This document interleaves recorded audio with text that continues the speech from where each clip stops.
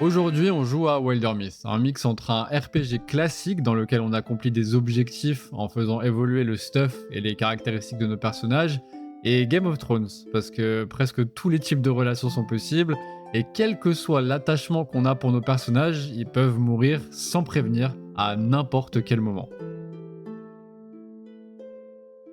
On commence avec le tutoriel, l'âge d'Ulstrix, parce que c'est tout ce qu'on a débloqué pour l'instant, et on fait ça en mode tragédie parce qu'on est venu ici pour souffrir, ok?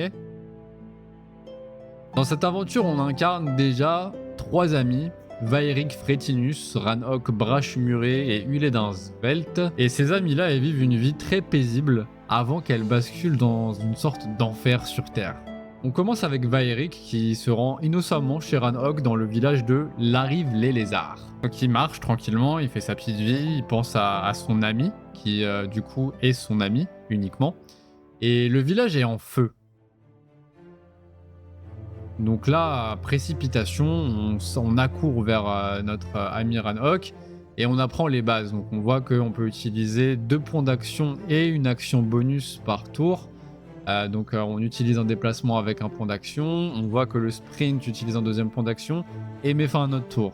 On se rend compte au tour suivant qu'on peut en plus, avant de faire notre deuxième action, utiliser notre action bonus. Donc là, ouvrir une porte et qu'une fois que nos 3 points sont dépensés, le tour suivant s'enclenche. Donc là, on rentre dans la maison, Ranok apprend à Vaeric que bah, c'est chaud quoi, il y a les flammes certes, mais il y a aussi un monstre dans le jardin, et ce monstre est vraiment pas beau à voir et on doit se battre. Donc là, on fait quoi? On prend une hache, on prend une fourche?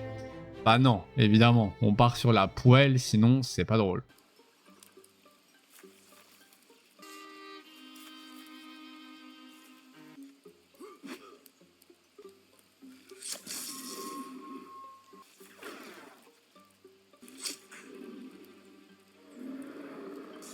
Donc là, nos deux amis, avec leur poêle et leur arc, vainquent un monstre Lovecraftien venu de nulle part, un cervidé, grâce à une poêle et un arc. À ce moment-là, je vous avoue que j'ai flippé parce que en mode tragédie, il y a vraiment beaucoup de risques que n'importe quelle action du jeu décime vos personnages. Et là, mon archer a pris un... Donc il n'était pas encore un vrai archer comme on va le voir juste après, mais il a pris un coup et du coup en mode tragédie en général ça pardonne pas. Donc là ça allait, je pense que le premier combat ils ont fait en sorte que ce soit relativement tranquille, donc on s'en sort sans grande perte. Nos amis ont vaincu leur premier monstre, donc on a Vaeric qui était un peu la brute de décoffrage du groupe, qui se voit pousser des talents de guerrier et devient guerrier corne verte. Et Ranok, qui était un peu le sniper, celui qui était là, qui faisait du tir à l'arc et qui allait chasser le sanglier, bah, il devient chasseur corne verte. Donc corne verte c'est le niveau 1, pour toutes les classes il y en a 3, comme on va le voir juste après. Pour Vaeric, donc on part sur le sort de sentinelle, c'est comme ça que ça marche le jeu, on choisit un sort par niveau.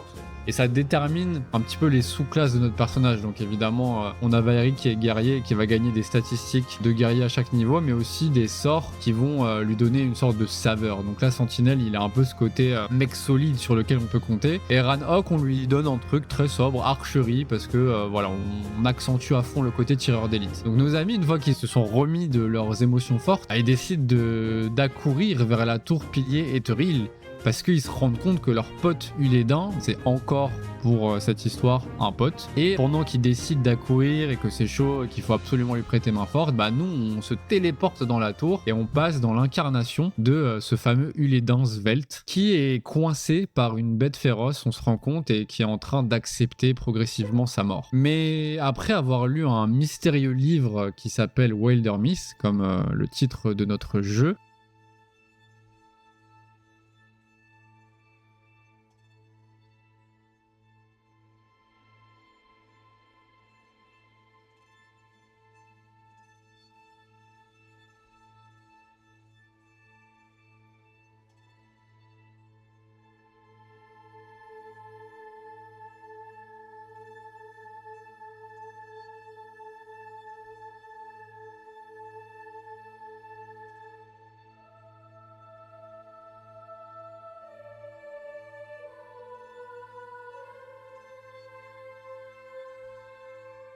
Ulédin se réveille et le jour de sa mort n'est pas arrivé. Il a d'étranges sensations parce qu'il a l'impression que une force, une énergie mystique traverse son corps et il a le pouvoir maintenant d'interagir avec son environnement.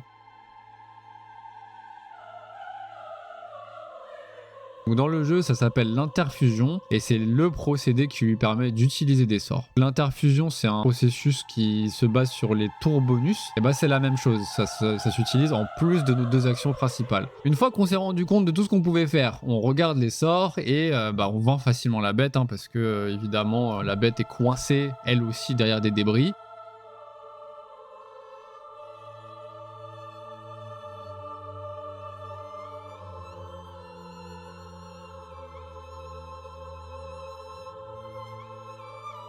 Et là, on devient Mystique Corne Verte, la 3e et dernière classe du jeu. Et pour notre cher Ulédin, on décide de devenir élémentaliste pour avoir une sorte de typique sorcier mage qui fait des dégâts monstrueux, mais comme d'habitude qui est un stuff pas du tout résistant et qui a la résistance d'une fourmi. Donc il faudra faire très attention à lui. Et vous allez voir, c'est vraiment pas toujours facile. Le trio se retrouve à la sortie de la tour et après avoir donné les nouvelles qui se sont passées pour eux chacun de leur côté, ils décident de repartir plein de courage, dégommer tout ce qu'il reste dans la tour avant de former une compagnie. Alors on se lance dans notre premier vrai combat, donc on peut voir que par notre choix de courage, on a plus de dégâts et on se rend compte qu'on a 2 ennemis à affronter. Un petit récapitulatif de tout ce qui est point d'action et action rapide, que j'ai appelé action bonus juste avant, sachant qu'on introduit aussi le fait qu'il y a des actions libres qu'on verra plus tard.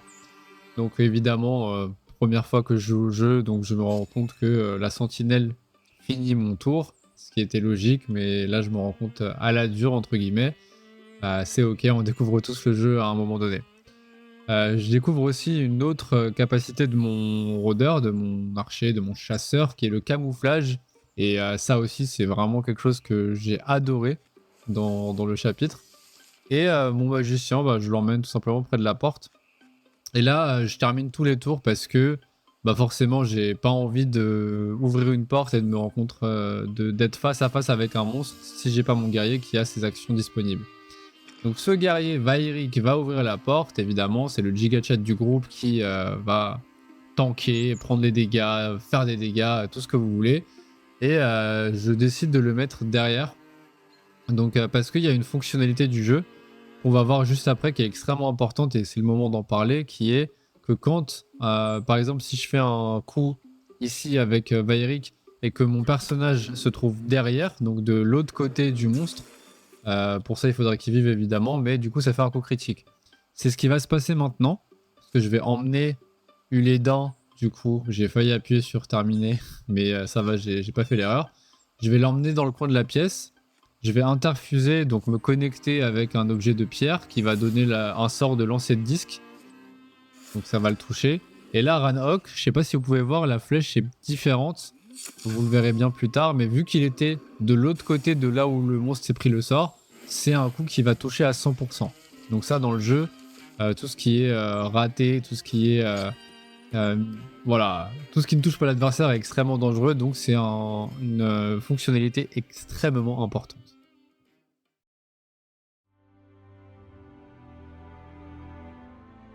Donc là, je dois vous avouer que j'avais un petit peu la flemme de trouver un nom de compagnie, donc j'ai accepté une proposition de nom de compagnie fournie par le jeu, la Lance d'Automne, et franchement, j'étais pas prêt à quel point c'était le meilleur nom que j'aurais pu choisir pour le reste de l'aventure. Donc je vous laisse sur ça, on découvrira tout ça dans les 3 prochaines vidéos qui seront le chapitre 1, le chapitre 2 et la conclusion d'aventure, le chapitre 3. Et si vous êtes hypé, ça va sortir très très bientôt dans les jours qui arrivent. Donc je vous invite à vous abonner et liker la vidéo pour donner de la force pour à la fois cette nouvelle aventure Wildermyth, mais aussi cette toute nouvelle chaîne YouTube, parce que si vous l'avez pas remarqué, c'est ma toute première vidéo, donc n'hésitez pas à me donner des feedbacks, à dire ce que vous voyez, ressentez, ce qui peut être amélioré, ce que vous aimez bien. Prenez soin de vous et à très vite. Ciao.